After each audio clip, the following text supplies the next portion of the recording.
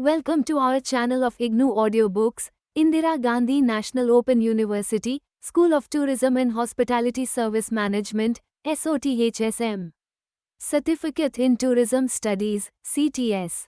TS2 Tourism Development, Products, Operations and Case Studies. Block-1 Understanding Tourists and Hosts. Unit-4 Sociology, Anthropology and Tourism. 4.0 Objectives. You must have heard about sociology and anthropology as separate disciplines of study. However, in modern context, interdisciplinary approaches are extremely important to understand any phenomenon in totality and for future development. After reading this unit, you will be able to understand what is meant by sociology of tourism, know about the methodologies adopted to study the sociology of tourism, define the anthropology of tourism, and appreciate their relevance in tourism planning, development and research. 4.1 Introduction. As international tourism expands to the remotest corners of the world, often tourist roles overlap with travel, business, education, intellectual interests, cultural motivations and other social domains. Modern tourism has institutionalized both the tourist as well as the commercialized services that are used in the pursuit of tourism. Because tourism often combines with other complex motivations, expectations and behavior, the sociology of tourism combines both theoretical and empirical attempts to understand how tourists in tourism, during a temporary stay, often carry over attitudes, expectations and behavior that has been their norm at the place of residence or at work. At destinations around the world, the tourists experience a range of diverse human and natural settings, which they are often unable to understand or explain. To understand the diversity and complexity of a number of social settings and human behavior, the anthropology of tourism gives us a perspective. This is done by engaging in case studies that are first-hand observation of human life in its own natural setting. Such case studies are then put into a holistic systematic framework, which relates encounters between hosts and guests to their national and international political economy. This unit starts with explaining what is termed as sociology of tourism. This is an area which is very often neglected in resort development or tourism planning, yet its relevance is being gradually accepted after discussing the methodologies adopted in this regard. The unit goes on to discuss the anthropology of tourism, another related area. The theme is mainly based on the works of Western scholars who have worked on these areas.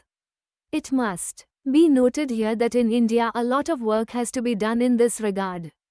The tourism industry as well as the government must provide incentives for sociological and anthropological research in tourism. Such studies would help in the planning and development of sustainable tourism. They might also provide clues to resolve contradictions or settle the problems that have started emerging at various destinations. 4.2 Sociology of tourism. This is relatively a new discipline.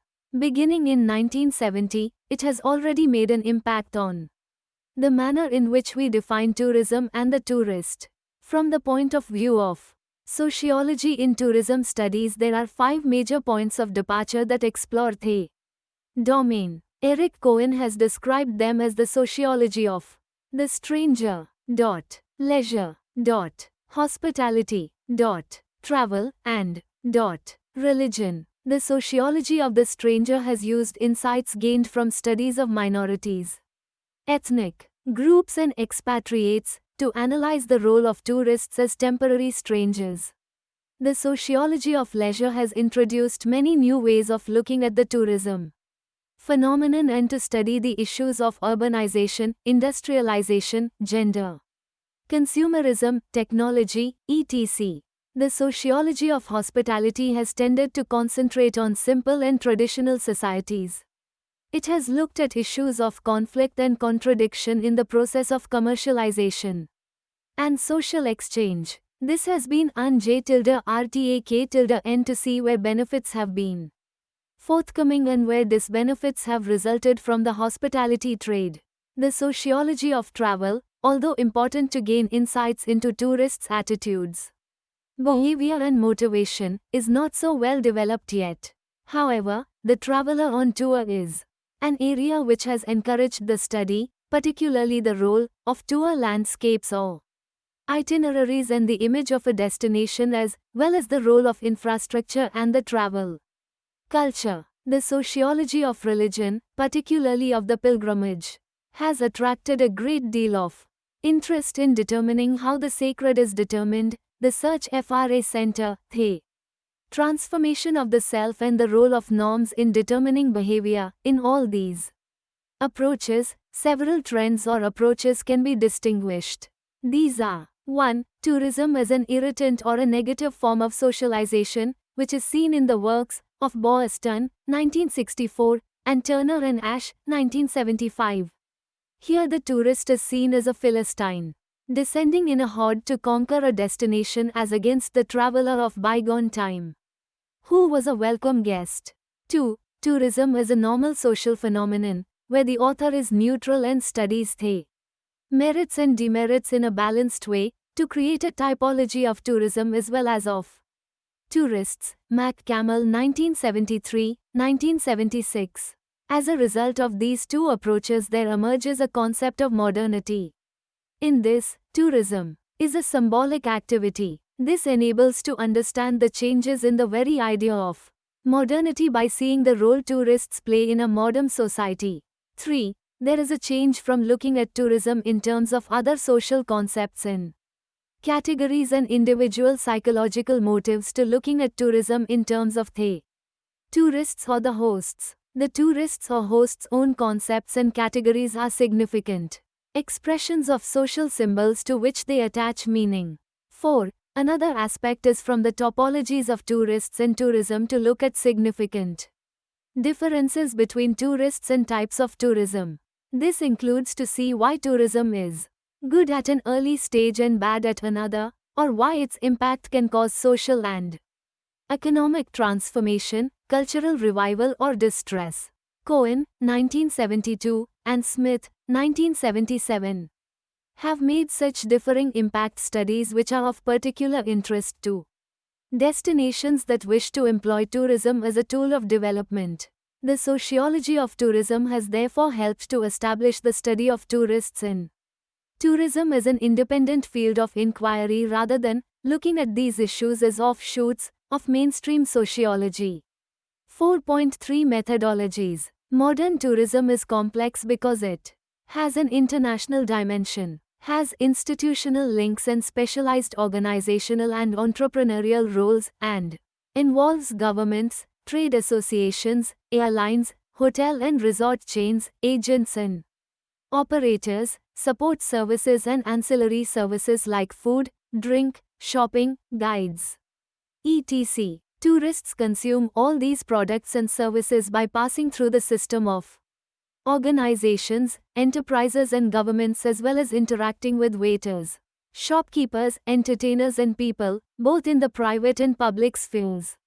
Sociology of tourism helps us to analyze the impact of an individual passing through a system as well as a large number of tourists, establish the transformational impact of tourism on people, places and communities, and their way of life.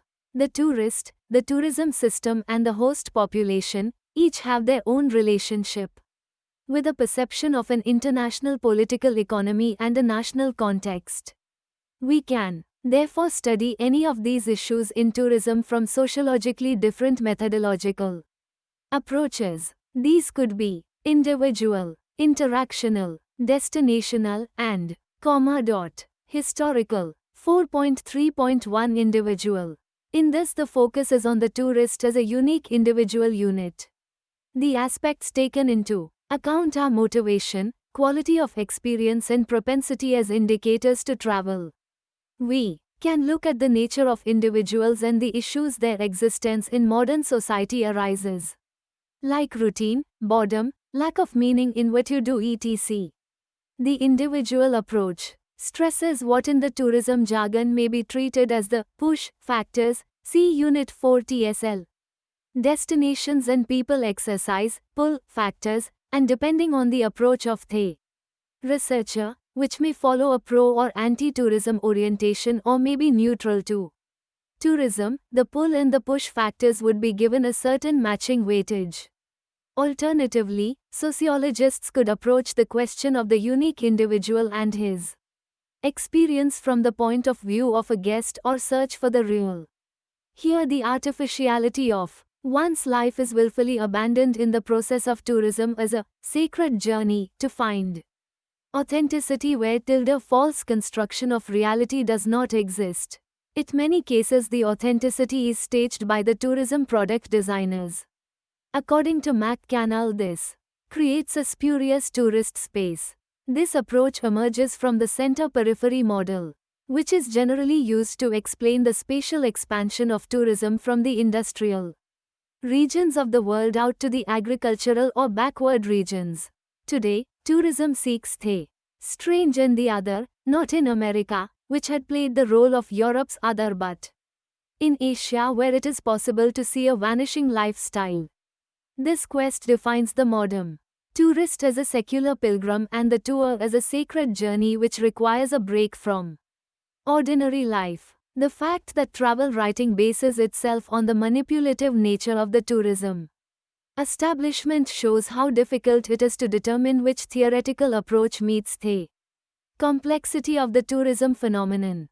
The changes in the motivations, behavior, style of travel, habits, attitudes and their impact on destinations and tourism are areas that need to be explored more in Sociology of Tourism. 4.3.2 Interactional. We discussed about the guest-host interaction in Unit 3. It was mentioned that the resident population, other than the tourism establishment, really doesn't merit much attention. This is perhaps that they are not the ones who bring in the money. Since the marketing concept drives the tourism industry, much of the sociology of tourism really tries to justify the needs of the industry and the tourism exchange. Sutton, 1967, is perhaps one of the few who examined these tourism encounters. These brief meetings are often on unequal terms and generally at the symbolic level. Greenwood, 1972, and Cohen, 1988, have studied this concept in relation to folk cultures, festivals, rituals and prostitution to show that the brief nature of contact encourages commercialization or commoditization. The types of tourists can therefore be determined by their sense of involvement, the scope of their understanding, and their desire to follow up on the encounter. Such studies assume that locals are attracted to tourists in the beginning because they assume that the keenness to develop personal relationships is a sign of friendliness. However, on closer inspection, such keenness is really motivated by material gains or money earned or even taken under false pretenses. The novelty of the foreigner, in terms of skin and hair color, dress and social codes cannot sustain friendly feelings on either side unless there is some common objective to be shared by the tourist and the resident. The roles of taxi drivers, shopkeepers, guides and touts ensure that the mask that protects the locals from the tourist gaze remains firmly in place. The tourist gaze also reduces the encounter to the most superficial level because the tourist is also colored by preconceptions of his work and the value of his money. 4.3.3 Destinational. Tourism transforms a destination. Resort areas generally do not have an extremely well developed local economy. Island and mountains are dependent on external resources and yet the service sector demands a certain level of development. Whilst the low-budget tourist, accustomed to shortages and inconvenience, may tolerate uneven development, the high-spender tourist will not. Butler, 1980, and Greenwood, 1972, have looked at this aspect of transformation in terms of phases or stages, including investment, creation of facilities, expansion of individual and mass tourism, or cycles, including discovery, development, popularity and decline. The important aspect of all these approaches is that they indicate how the destination, as it comes under the control of an industry, slowly loses its autonomy and comes under the control of the outsider. The destination becomes vulnerable to forces like trends and fashions, political and economic forces and negative image formation. 4.3.4 Historical tourism is making the world a smaller place. The few authentic sites have become world heritage sites or living museums, as the postmodern age is creating small islands of protected natural and cultural settings. Today there is a debate on the predatory role of tourism. Museumization removes nature and culture from the control of those who were a part of biosphere or ecosystem, and turns indigenous people into outsiders. Tourists then become the conservationists who protect a living culture from the progress of life itself. For example, in Pennsylvania 18th century communities have been established as tourist attractions where people live and work and dress as they did 200 years ago. Even animal species have been engineered to look as they did at the time. This is authentic heritage to serve, whereas others would consider such constructions of history somewhat fantastic. These parks and amusement parks reflect the wish fulfillment and fantasy that many tourists enjoy these days. This makes ordinary life more bearable and brings illusions within the grasp of an office secretary or an automobile worker. The postmodern tourist is stimulated by any attraction that can transgress the limits of possibility and reality. According to Eric Cohen, the growing strength of this broad historical trend will significantly transfer the modern tourist system. This transformation will perhaps be the biggest challenge to the destination planner and the researcher who will have to evaluate the transformational role of tourism in this new stage. Asian countries have come to terms with these trends by redecorating their royal residences and displaying a sense of visual pageantry that perhaps contradicts with their poverty. How far they will be able to go, without creating resentment and conflict, would be another direction of research in the sociology of tourism. 4.4 Anthropology of tourism. As a discipline, anthropology has helped us to analyze a variety of human experiences for a century. Its distinctive feature, when compared with other social sciences, is the emphasis on field work. For example, we study the economic impact of tourism by referring to secondary data, but the anthropology of tourism seeks first-hand experience of human beings in their natural settings. It is of course difficult to expect natural settings remaining untouched by natural and social transformations. But anthropologists attempt to overcome such problems by developing a systematic methodology. Such methodology seeks to place a text within a broader regional and international context, or what is called a holistic perspective.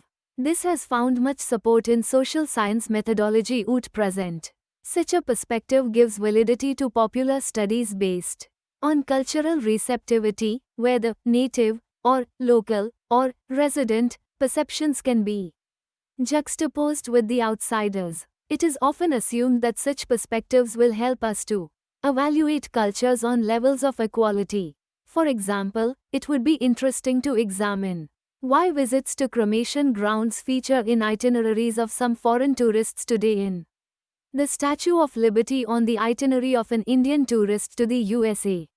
Anthropology uses the case study approach to develop a cross-cultural perspective. In this way, a specific community provides the basis for generalization on the diversities we encounter in communities across the world. For example, studies of island communities may indicate how to pacify and bring islanders into the mainstream, but they fail to respect the fear islanders have of the mainlander. If such respect was there for the right of a native to resist change, then future projects would not depend so much on the comparative method, but would accept the unique as a universal aspect of control over one's habitat and culture. The anthropology of tourism, according to Robert V. Kemper, follows the span of anthropology in including the physical, archaeological, linguistic, social and cultural dimensions of human experience. Social and cultural anthropology attracts tourism research because of the emphasis on adaptation and change. 4.4.1 Physical anthropology. Apart from a few studies relating human behavior to animals, or studying the pathological and physiological changes that transformation of one's lifestyle brings about, this branch of anthropology has had more input for the tourism industry, design of seats in cars and airplanes, or the consequences of accidents which have implications for first aid and insurance services. Perhaps the most significant area is the monitoring of tourism-borne diseases, like AIDS. Here also the cross-cultural perspective exhibits a superior race phenomenon, because the tourist is seen as the victim rather than the native. Again, in a patriarchal world, therapies are oriented towards educating high-risk groups like prostitutes, rather than on protecting poor sex workers from the demands of macho men who enjoy the service of young and pleasing Asian and African girls. 4.4.2 Archaeological reconstruction of historical sites and tourism have always been closely associated. However, in recent times fears of communities living in and around such sites have emerged as governments around the world look to exploit such resources for tourism projects. There is a possibility of integrating archaeological excavation with ecotourism, where settings are so fragile. The recent controversy between Israel and the PLO on the Red Sea Scrolls or the Mayan sites in Mexico and Central America are a case in point. Anthropology of tourism calls for culturally appropriate ways of preserving ancient sites, but these end up by packaging ancient cultures like Khajuraho, Orcha or Mandu in Madhya Pradesh, or the temple tours of Tamil Nadu. During the India festivals abroad, fragile and rare artifacts were displayed as the cultural properties of modern India, as inputs to a major intensification of tourism. Critics have called this the merchandising of archaeological materials through the souvenir trade. In such a process, an artifact or a historical complex is divorced from its own history and structure, and transformed into a performance. Often it is a sound and light show that has no cultural or artistic merit. THC. Recent popularization of the Horse Cars Monument in Delhi, accessed via the designer shopping complex, appropriates what belongs to the neighborhood for the elite who can pay the entrance fee. 4.4.3 Linguistics. Certain dialects and key phrases have always been indicators of the socio-cultural impact of tourism. As CNN and Star TV become the cultural propagators of a new global order, tourism encounters with linguistic expression lead to a change. As a native says resentfully of tourist shoppers, WJ1 "Yeah, don't they give me what I ask for instead of asking for a second price or third price?" Or as a woman trinket seller complains, "Why do they have all the money? What want is money?" These expectations are no different to those of tour operators, travel agents, and airlines, or even governments. Young urchins greet strangers in fine languages, hoping one of them will ring a bell. In cross-cultural perspective, perhaps it is body language that is going to direct encounters the most. A look, a smile, an outstretched hand, a supplicating stand etc. will determine the relationship between the tourist and the native population. 4.4.4 IOCIAL and Cultural. IHE mainstream work in this field has been led by American anthropologists following well-established traditions. A popular area of study is acculturation and modernization. Here tourism is understood in terms of donor and recipient culture. The international tourist represents the donor, and the native population the recipient. These positions are determined not so by what one gets out of tourism as by the socio-economic structure of the larger society of which one is a part. It is because of this location of cultural weightage that tourism transforms authority, land use, values, and the orientation of the economy. As example of such studies, one can cite Khajuraho in Ladakh in India. tourism became a legitimate area of research for social anthropologists. They have become important members of any field study of a tourist destination for regional and economic development programs. This is the process of modernization, which has transformed sleepy villages into models. As tourism increases in volume and its planned development becomes a guideline all over the world, it has become important and legitimate to study its role in cultural change. 4.4.5 Political economy and dependency. By the mid-70s, the negative impacts of tourism on small communities were well known. The acculturation, modernization model of tourism was replaced by the political, economic dependency model. This was not quite so optimistic about tourism's advancing conquest of new destinations. In 1977, Nash wrote an essay on tourism as a form of imperialism and his approach has been a consistent feature of the social anthropology of tourism in third world countries. Today this approach is validated by India's experience of tourism development, where the dependency on the international tourist often misleads one on the true dimensions of the globalization of India's economic system. 4.4.6 Expressive culture. As tourism is a globalized phenomenon in its range and scope, anthropologists have become interested in tourism and its symbolic capital qualities. The meaning of a destination that sets it apart from the ordinary and everyday world of work is also important. In a world that is increasingly at the mercy of technology, the timekeeping, escape routes are very much located in the counterculture that is based on the arts, craft, play and ritual. Traditionally, field workers have always been collectors of ethnic arts and crafts.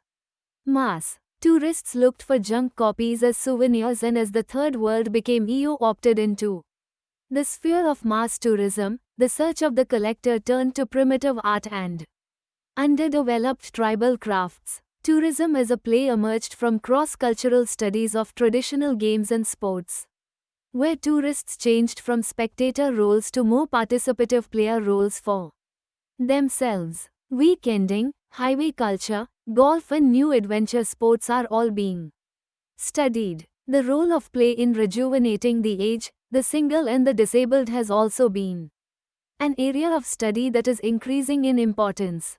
Tourism also provides ample opportunity to study the religious and ritualistic services.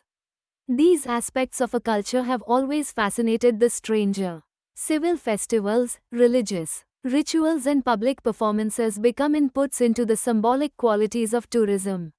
1. Can cite here for example like the carnival in Goa, the boat races in Kerala and the cham dances of Ladakhi monasteries. On a grander scale we have seen the World Fair and the Tourism Fair as part of the expressive culture which distinguishes between the sacred, the must-see, and the profane, only I have seen.